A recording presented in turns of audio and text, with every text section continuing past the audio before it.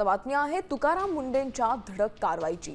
अन्न भेसळखोरांविरोधात तुकाराम मुंडे यांनी धडक कारवाई केली आहे। मुंडे यांनी एफडीएच्या आयुक्त पदाचा पदभार स्वीकारताच अन्न भेसळखोर आणि नियमबाह्य व्यवसाय करणाऱ्यांविरोधात कारवाई केली।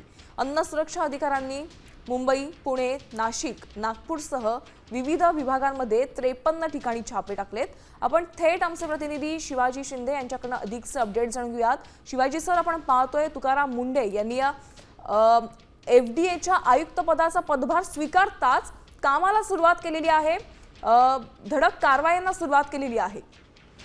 यामिनी फक्त 3 दिवस अवघे 3 दिवस झाले तुकाराम मुंडे यांनी आपला कारभार सांभाळलेला आहे।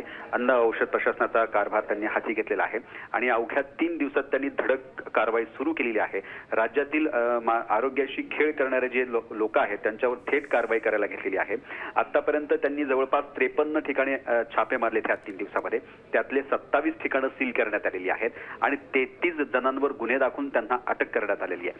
ही संपूर्ण छापे मुंबई, कोकण, पुणे, नाशिक, अमरावती, नागपूर आणि छत्रपती संभाजीनगर या सर्व विभागांमध्ये अन्न सुरक्षा अधिकाऱ्यांनी अभूतपूर्व छापे टाकलेत।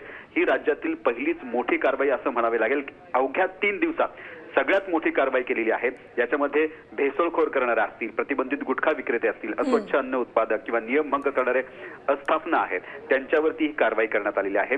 पान मसाला मध्ये सुद्धा वापर केला जातो, गुटखाचा वापर केला जातो। या सगळ्या ठिकाणी छापे बांधलेले आहेत। पॅकबंद पिण्याचं पाणी आहे, दूध आहे, नूडल्स आहे, कार्बोनेटेड वॉटर आहे, खाद्यतेल आहे, स्वीट फरसाण, अशा अनेक ठिकाणचे नमुने तपासले घेतलेले आहेत आणि या सगळे तपासणी घेऊन ते प्रयोगशाळेत सुद्धा पाठवलेले आहेत आणि या सगळ्या कारवाईमध्ये जवळपास एकूण 23 आस्थापना आहेत। त्याच्यामधून जवळपास 28,78,572 रुपयाचा किमतीचा माल सुद्धा जप्त करण्यात आला आहे। सगळ्यात मोठी कारवाई म्हणावी लागेल। 3 दिवसात, केवळ 3 दिवसात तुकाराम मुंडेंनी ही अन्न भेसळखोरांवरती कारवाई केली आहे। नक्कीच धन्यवाद या संपूर्ण माहितीसाठी। आपण पाहतोय केवळ 3 दिवसात 53 ठिकाणी छापेमारी करण्यात आलेली आहे। तुकाराम मुंडे यांनी अन्न भेसळखोरांविरोधात कारवाई केल्याचं आपण पाहतोय।